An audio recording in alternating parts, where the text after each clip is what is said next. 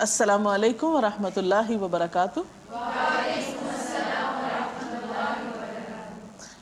نحمده ونصلی علی رسولہ الکریم، اما بعد فاعوذ باللہ من الشیطان الرجیم، بسم اللہ الرحمن الرحیم، رب اشرح لی صدری ویسر لی امری واحلل عقدۃ من لسانی یفقہوا قولی۔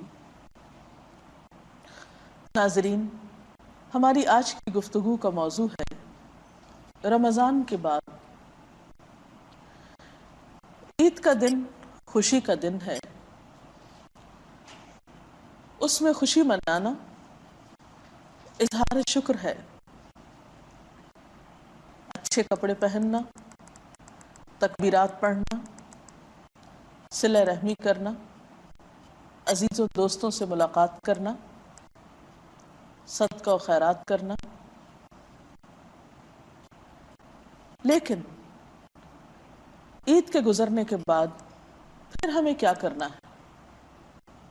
کیا ہم دوبارہ اسی راستے پر آ جائیں جس پر رمضان سے پہلے تھے؟ کیا سب کچھ وہی شروع کر دیں جو رمضان سے پہلے کرتے تھے؟ ہمیں سوچنا چاہیے کہ اللہ تعالیٰ نے ہمارے لیے رمضان کا مہینہ کیوں بھیجا، اس سے کیا مقصود تھا، اور کیا وہ مقصود ہمیں حاصل ہوا؟ اسی لیے ہم دیکھتے ہیں کہ شیخ عبد القادر جیلانی عید کے آداب اور فضائل کا ذکر کرتے ہوئے کچھ یوں فرماتے ہیں کہ لیس العید لمن لبس الجدید انما العید لمن خاف بالوعید۔ عید ان کی نہیں جنہوں نے عمدہ لباس سے خود کو آراستہ کیا، عید تو ان کی ہے جو خدا کی پکڑ اور وعید سے ڈر گئے۔ یعنی رمضان میں یہ احساس جاگزیں ہو جانا چاہیے ہم سب کے اندر کہ عید کی خوشیوں میں بھی یہ نہ بھولیں کہ جس طرح رمضان کا مہینہ ختم ہو گیا، اسی طرح ہماری زندگی بھی ایک دن اپنے اختتام کو پہنچے گی، اور پھر آخرت کی زندگی کا پہلا دن کیا خوشیوں کا دن ہوگا یا پھر اللہ تعالیٰ کی ناراضگی کا؟ پھر وہ کچھ یوں کہتے ہیں لیس العید لمن تبخر بالعود انما العید لمن تاب ولا یعود۔ عید ان کی نہیں جنہوں نے آج بہت سی خوشیوں کا استعمال کیا، عید تو ان کی ہے جنہوں نے گناہوں پہ توبہ کی اور اس پہ قائم رہے۔ لیس العید لمن نصب القدور انما العید لمن سعد بالمقدور۔ عید ان کی نہیں جنہوں نے آج بہت سی خوشبوؤں کا استعمال کیا، عید تو ان کی ہے جنہوں نے گناہوں پہ توبہ کی اور اس پر قائم رہے۔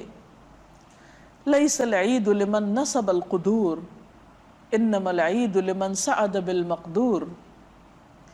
عید ان کی نہیں جنہوں نے دیگیں چڑھائیں اور بہت سے کھانے پکائے، عید تو ان کی ہے جنہوں نے نیک بننے کی کوشش کی اور استطاعت کے مطابق سعادت حاصل کی۔ لیس العید لمن تزین بزینت الدنیا انما العید لمن تزود بزاد التقوی۔ عید ان کی نہیں جو دنیا کی زیب و زینت کے ساتھ نکلے، عید تو ان کی ہے جنہوں نے تقوی و پرہیزگاری کا توشہ بنایا۔ لیس العید لمن رکب المطایا انما العید لمن ترک الخطایا۔ عید ان کی نہیں جنہوں نے عمدہ سواریوں پہ سواری کی، عید تو ان کی ہے جنہوں نے گناہوں کو چھوڑ دیا۔ لیس العید لمن بسط البساط انما العید لمن جاوز الصراط۔ عید ان کی نہیں جنہوں نے اعلیٰ درجے کے فرش سے اپنے گھر کو آراستہ کیا، عید تو ان کی ہے جو پل صراط سے گزر گئے۔ حضرت علی رضی اللہ تعالیٰ عنہ کو کسی نے دیکھا کہ عید کے دن خشک روٹی کھا رہے ہیں۔ دیکھنے والے نے کہا اے ابو تراب، آج تو عید کا دن ہے۔ فرمایا ہماری عید اس دن ہے جس دن کوئی گناہ نہ ہو۔ وہب بن منبہ کو کسی نے عید کے دن روتے ہوئے دیکھا، کہا ھذا یوم السرور والزینہ، یہ تو مسرت اور شادمانی کا دن ہے۔ حضرت وہب نے فرمایا یہ خوشی کا دن اس کے لیے ہے جس کے روزے قبول ہو گئے۔ تو اس لیے رمضان کے اختتام پر ہمیں فکر اس بات کی ہونی چاہیے کہ ہماری وہ نیکی قبول ہو جائے، اللہ تعالیٰ کو پسند آ جائے جس کی خاطر ہم نے سب کچھ کیا۔ اس لیے عید کے بعد پھر دوبارہ 6 روزوں کا حکم ہمیں ملتا ہے جنہیں 6 شوال کہا جاتا ہے، یعنی رمضان کے بعد عید اور عید کے بعد پھر دوبارہ کچھ روزے۔ حضرت ابو ایوب انصاری سے روایت ہے کہ رسول اللہ صلی اللہ علیہ وسلم نے فرمایا، جس شخص نے رمضان کے روزے رکھے اور پھر ان کے بعد شوال کے 6 روزے رکھے تو وہ ایسا ہے گویا اس نے ہمیشہ کے روزے رکھے۔ قرآن پاک میں آتا ہے کہ ہر نیکی کا 10 گنا اجر ملتا ہے، تو 30 کو اگر 10 سے ضرب دی جائے تو 300 بنتے ہیں، اور اگر اس 6 کو 10 سے دی جائے تو 60 بنتے ہیں، تو ایک سال میں تقریباً 360 اسلامی کیلنڈر میں دن ہوتے ہیں۔ تو اس طرح بھی اگر دیکھا جائے تو تقریباً سارا سال ہی انسان پھر روزے سے ہے جو ان 6 روزوں کی بھی پابندی کر لے۔ اس کے علاوہ اگر کسی عذر کی وجہ سے، کسی مجبوری کی وجہ سے رمضان کے کچھ روزے چھوٹ گئے ہوں تو ان کی قضا بھی جلد دے دینی چاہیے۔ قرآن پاک میں آتا ہے وَمَنْ كَانَ مَرِيضًا أَوْ عَلَى سَفَرٍ فَعِدَّةٌ مِّنْ أَيَّامٍ أُخَرَ، جو کوئی مریض ہو یا سفر پر ہو تو دوسرے دنوں میں روزوں کی تعداد پوری کر لے۔ لہذا کوشش یہ کرنی چاہیے کہ عید کے بعد نفلی روزوں سے پہلے فرضی روزے جو چھٹ گئے ہوں وہ ادا کر لیے جائیں۔ فرض روزے لگاتار بھی رکھے جا سکتے ہیں اور وقفے وقفے کے ساتھ بھی رکھے جا سکتے ہیں۔ حضرت عائشہ فرماتی ہیں کہ روزوں کے بارے میں پہلے یہ حکم تھا کہ روزے دوسرے دنوں میں مسلسل رکھے جائیں، لیکن بعد میں مسلسل روزے رکھنے کا حکم ختم ہو گیا، یعنی سہولت پیدا کر دی گئی۔ یرید اللہ بکم اليسر ولا یرید بکم العسر، اللہ تمہارے لیے آسانی چاہتا ہے، تنگی نہیں چاہتا۔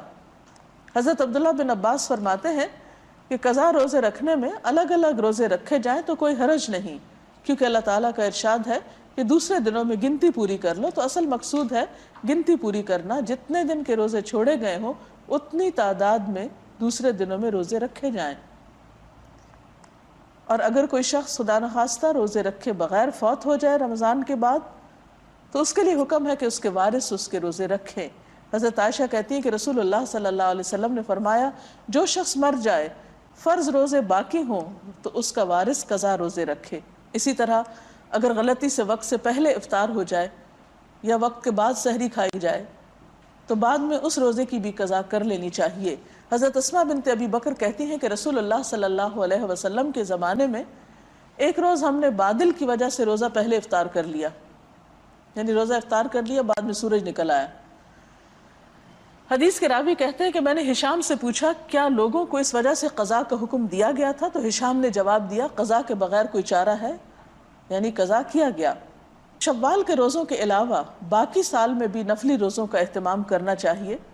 اس کے لیے خاص طور پر ذی الحج کا پہلا عشرہ، کیونکہ رمضان کے بعد شوال اور پھر ذی قعد اور ذی الحج کا موسم آئے گا۔ اس کے بارے میں رسول اللہ صلی اللہ علیہ وسلم نے فرمایا ذی الحج کا پہلا عشرہ اجر و ثواب کے اعتبار سے بہت مفید ہے۔ حضرت ابن عباس سے روایت ہے کہ رسول اللہ صلی اللہ علیہ وسلم نے فرمایا ذی الحجہ کے ابتدائی 10 دنوں کے مقابلے میں کوئی دوسرے ایام ایسے نہیں جن میں کوئی نیک عمل اللہ تعالیٰ کو ان دنوں سے زیادہ محبوب ہو۔ صحابہ کرام نے عرض کیا یا رسول اللہ صلی اللہ علیہ وسلم کیا جہاد کرنا بھی؟ آپ نے فرمایا جہاد کرنا بھی، سوائے اس مجاہد کے جو اپنی جان اور مال کے ساتھ نکلا پھر کسی چیز کے ساتھ واپس نہیں آیا، یعنی شہید ہو گیا۔ تو گویا ذی الحج کے پہلے 10 دنوں کے روزے بھی بہت افضل روزے ہیں، اور خاص طور پر 9 تاریخ کا روزہ، اس کے بارے میں رسول اللہ صلی اللہ علیہ وسلم سے سوال کیا گیا تو آپ نے فرمایا وہ گزشتہ اور آئندہ سال کے گناہوں کا کفارہ بن جاتا ہے۔ اسی دن پیر کے دن کا روزہ رکھنا یہ بھی نبی صلی اللہ علیہ وسلم کی سنت سے ثابت ہے۔ آپ صلی اللہ علیہ وسلم سے سوموار کے روزے کے بارے میں پوچھا گیا تو آپ نے فرمایا یہ وہ دن ہے جس میں میری ولادت ہوئی، اسی دن میری بعثت ہوئی، اسی دن مجھ پر وحی نازل کی گئی۔ اس کے علاوہ ہر ماہ کے 3 روزے رکھنا پسندیدہ ہے۔ ایام 20 کے روزے ان کو کہا جاتا ہے، 13، 14 اور 15 تاریخ کے ہجری کیلنڈر کے، یعنی ہجری مہینے کے۔ آپ صلی اللہ علیہ وسلم نے فرمایا رمضان کے بعد سب سے افضل روزے محرم کے مہینے کے ہیں، اور فرض نمازوں کے بعد سب سے افضل نماز رات کی نماز ہے، یعنی تہجد کی نماز۔ آخر میں سوال یہ پیدا ہوتا ہے کہ اس ایک ماہ کی آسمانی تربیت سے ہم سب نے کیا سیکھا ہے؟ تو آئیے ان چیزوں کو دہرا لیتے ہیں۔ روزہ رکھنا، فجر سے پہلے اٹھنے کی عادت، کھانے میں ڈسپلن اور اعتدال، غیبت، چغلی، بددیانتی اور اظہار رسانی سے شعوری طور پر بچنے کی کوشش، ذکر کی عادت، بھوکوں کا احساس، ہمدردی اور خیرخواہی، صبر اور شکر، تقوی، وقت کی پابندی، ضبط نفس، تزکیہ نفس، نیکیوں میں سبقت۔ جو کچھ ہم نے اتنی کوشش سے پایا، اب ہماری کوشش یہ ہونی چاہیے کہ ہماری یہ عادات اور یہ نیکیاں ہمارے ساتھ باقی رہیں، آئندہ بھی ہمارے ساتھ برقرار رہیں، کیونکہ آپ صلی اللہ علیہ وسلم نے فرمایا اے عبداللہ تم فلاں شخص کی طرح نہ ہو جانا کہ وہ رات کو قیام کرتا تھا پھر اس نے رات کی عبادت کو چھوڑ دیا۔ ایک اور جگہ پر آپ صلی اللہ علیہ وسلم سے پوچھا گیا کون سا عمل اللہ تعالیٰ کو بہت پسند ہے؟ فرمایا جو ہمیشہ کیا جائے خواہ وہ تھوڑا ہی کیوں نہ ہو۔ اللہ تعالیٰ سے دعا ہے کہ وہ ہماری ان کوششوں کو قبول فرمائے اور ہمیں نیکی کی توفیق آئندہ بھی دیتا رہے۔ وآخر دعوانا ان الحمد للہ رب العالمین۔ اس پروگرام کے ساتھ ہی ہم آپ سے اجازت چاہتے ہیں۔ السلام علیکم ورحمۃ اللہ وبرکاتہ۔